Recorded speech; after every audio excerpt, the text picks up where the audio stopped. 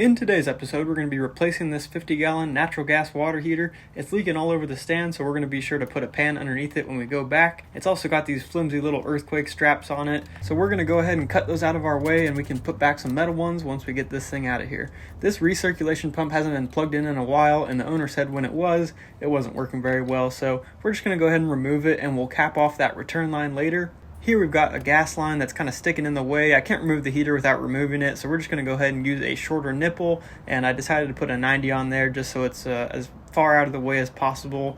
It's illegal to use street fittings on gas. In some areas it's not legal to use street fittings on gas as well as bushings and close nipples, but in my area we're allowed to, and I'm undefeated against our local inspectors. We're going to go ahead and spin this valve on, and then we can put our sediment trap immediately after it, which I didn't really get any clips of, but you'll see it in the final shot.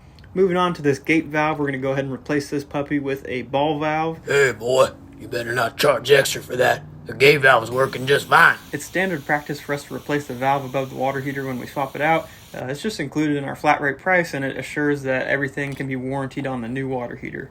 I have a sneaky suspicion that it's PEX inside the wall just based off the amount this copper is moving, so we're going to go ahead and just sweat some MIPs on here. This way I don't have to heat up the pipe as much as if I was soldering on a valve, and it'll also make it easier to replace these valves in the future. Like I said, we're going to be capping off that return line, so I'm just going to use an IPS valve, and I threw a plug in there just to be safe. In case that handle gets bumped, I don't want any hot water coming out. If you're enjoying this video, I hope you'll hit the subscribe button. I got tons of short form content coming out every day, and I'm going to push to do more long form content in the future. We're wrapping this Teflon in a clockwise direction, and then we're going to be using the liquid Teflon afterwards. Taping and doping is like wearing a belt and suspenders. We just want to be extra careful and make sure that we don't have any leaks in the future.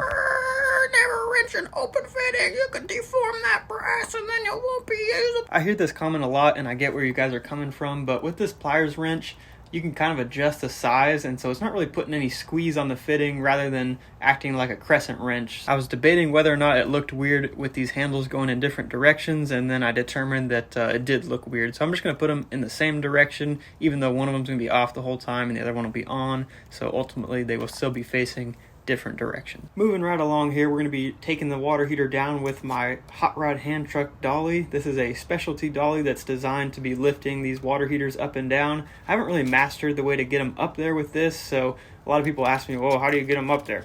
This is how I get them up there. Just scoop it up with a pan. I'm going to protect the stand with cardboard, and then I use leverage to my advantage. I know what you're thinking. Hey boy, you can't use a plastic pan on a gas water heater. Yeah, that's really funny. I wonder why they put this sticker on there that says it's approved in IRC, IPC, and UPC. Must have been a misprint, I don't know. We're going to be mounting today's expansion tank on some stainless steel fittings. Again, I'm undefeated against local inspectors, and I've never put a little P-tape around that thing and nailed it into the drywall like some of you guys like to do. This self-adjusting pipe wrench is from Ridgid. It's a 14-inch aluminum wrench, and it's pretty good. I like how they have the big thumb release. Not a lot of companies will do that with their self-adjusting pipe wrenches. So the other pliers are going to be Knipex, which you see.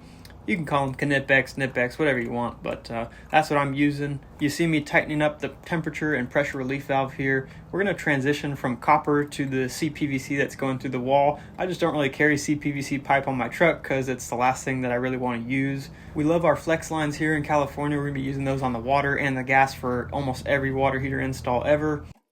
Tighten up our expansion tank, and then we'll get our draft hood put on there for the exhaust. We've got our OD all-purpose cement, and we're going to go ahead and glue on that male adapter, and then we can use a brass Vega female adapter. We're using press fittings from now on just to make our lives easy. You just got to deburr the copper, measure for depth, and they want you to mark it, that way you know it doesn't slip out before you make the press. A ton of people have been asking me lately why I choose to solder or press in certain situations, and I don't really have a rhyme or reason to it, honestly. A lot of times my truck isn't stocked perfectly, so I'll have one fitting in press and I don't have it in sweat, or vice versa. Here is today's finished product, and you get bonus points if you can find the code violation. Thanks for watching.